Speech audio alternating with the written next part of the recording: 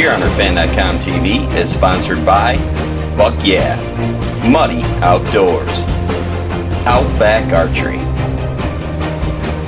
Ridge Runner's Guide Service, Scent Blocker, Schreier Outfitters, Spy Point, Sinclairville Seed Company, and Steadyform.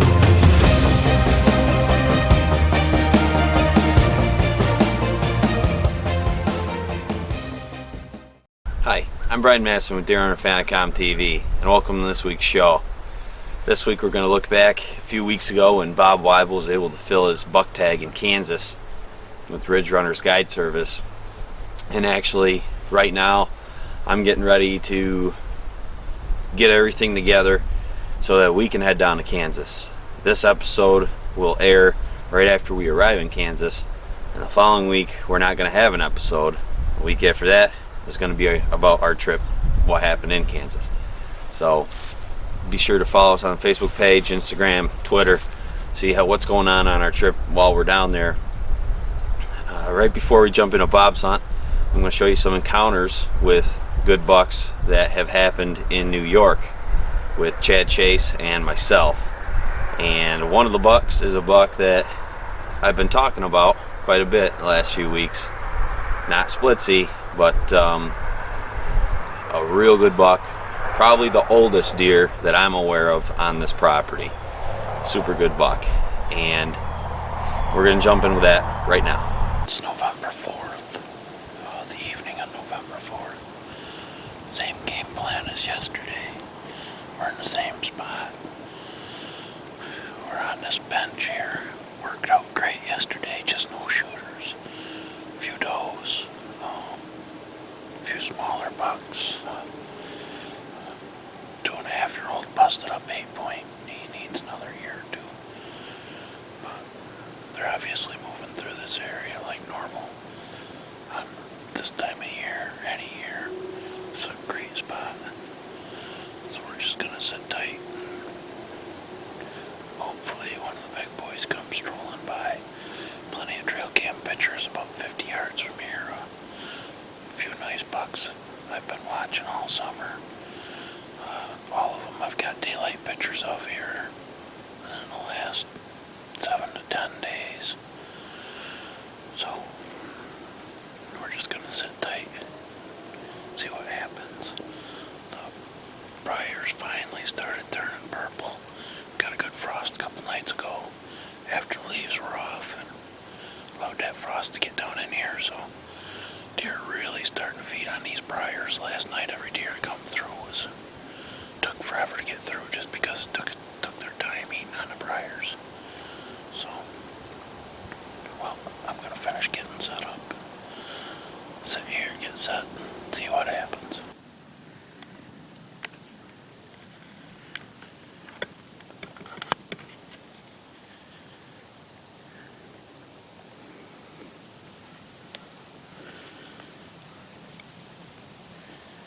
When self-filming, there's one thing you can never count on going perfectly right, and that's counting on everything going perfectly right. Chad couldn't see the screen of his camera because of the sun. You see him go to draw his bow, and he lets down when he looks at his camera, and he's not sure if the deer is in the screen. Little did he know it was perfectly centered, but he chose not to shoot out of fear that it was not on camera.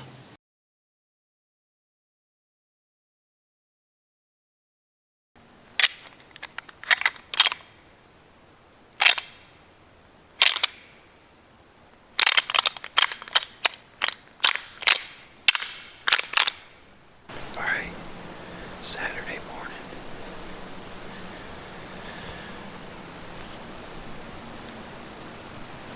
Pretty sure it's the 5th.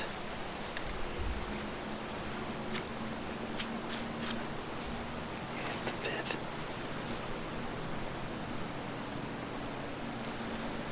Just did some rattling.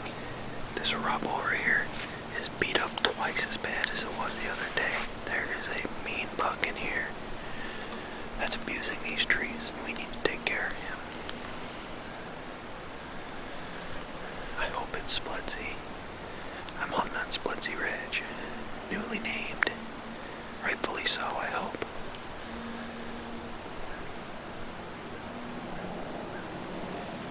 Let's see what happens this morning.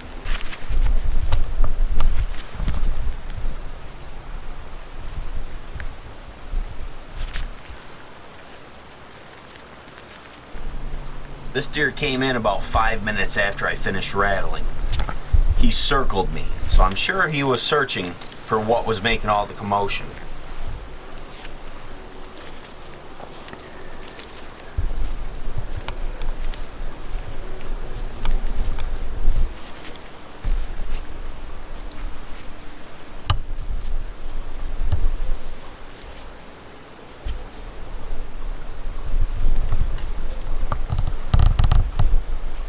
So this buck was coming in and heard my release barely nick on the tree arm handle that holds the camera as I was letting go to get ready to shoot this deer.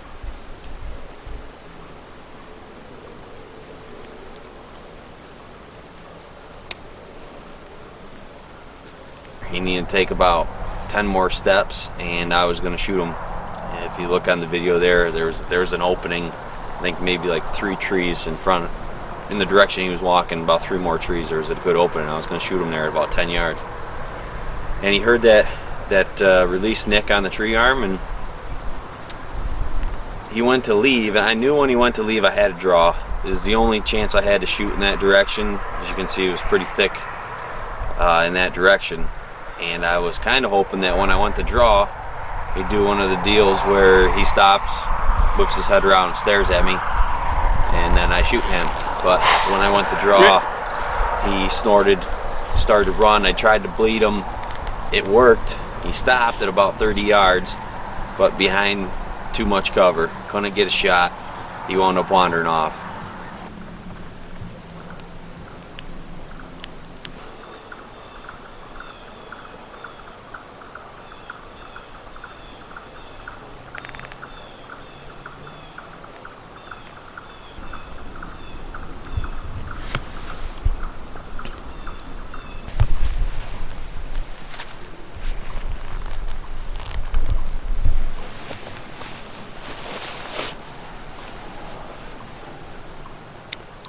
Shooter I've seen all season.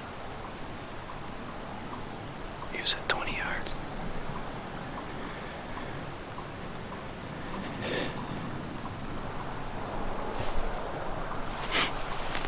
My release.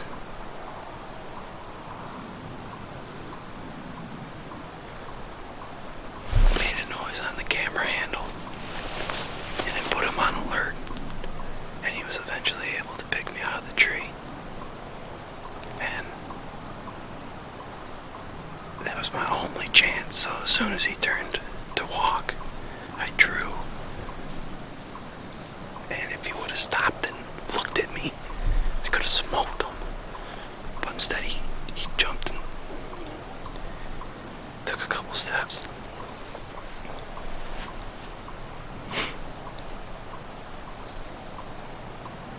I don't know what deer that is. It's a younger deer than Splitsy, but man, as far as the frame goes, it looked a lot like him.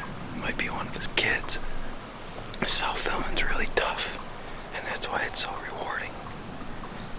With a cameraman there, my release doesn't make a noise, and I shoot him most in all likelihood, honestly. He was walking right in, man.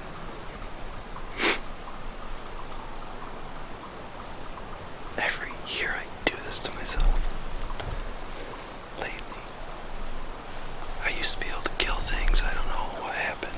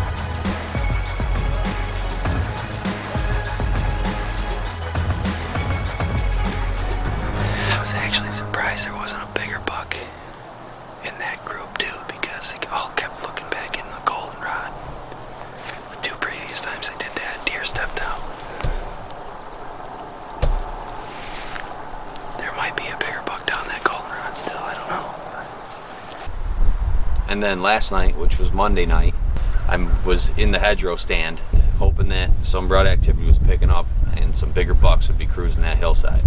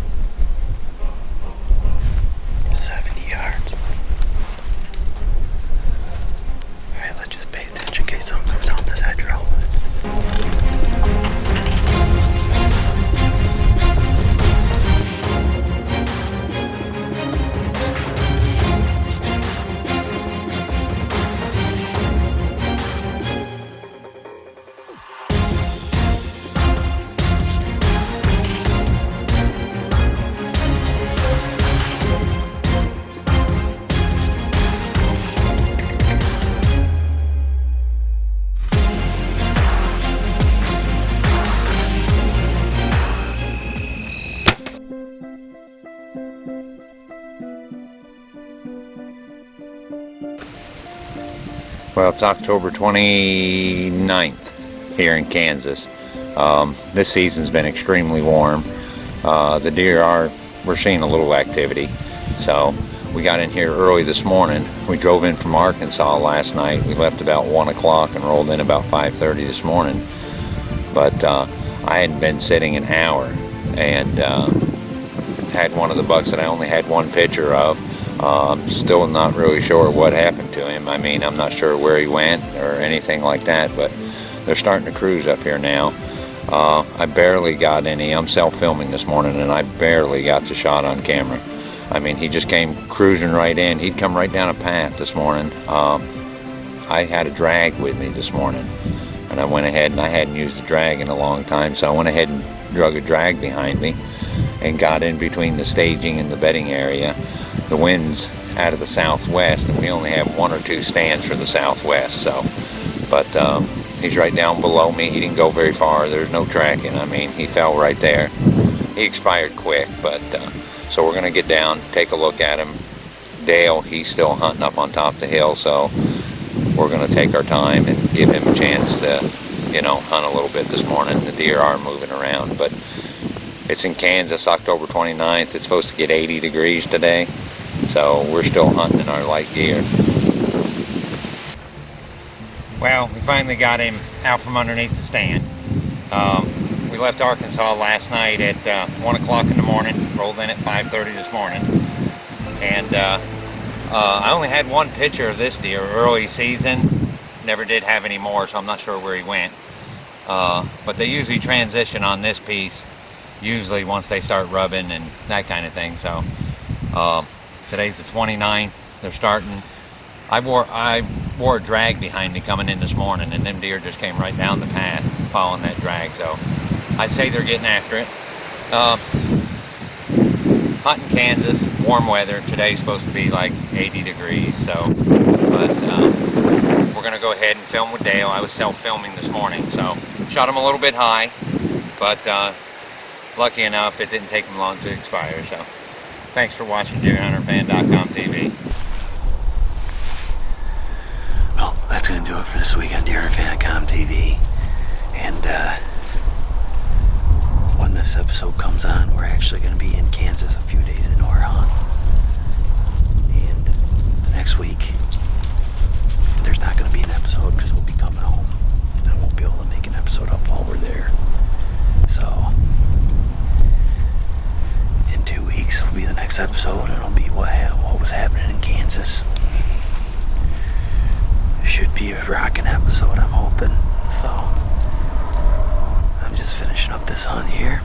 It's election day. I'm gonna go vote and get ready to start tying up some loose ends. So we're ready to go to Kansas. Make sure you jump on the Facebook page and Instagram and Twitter and follow our hunt, what's going on down there. I'm Brian Masson with Deer Hunter Fan TV. I'll see you next time. DeerHunterFan.com TV is sponsored by Buck Yeah, Muddy Outdoors, Outback Archery, Ridge Runners Guide Service, Scent Blocker, Schreier Outfitters, Spy Point, Sinclairville Seed Company, and Steady Form.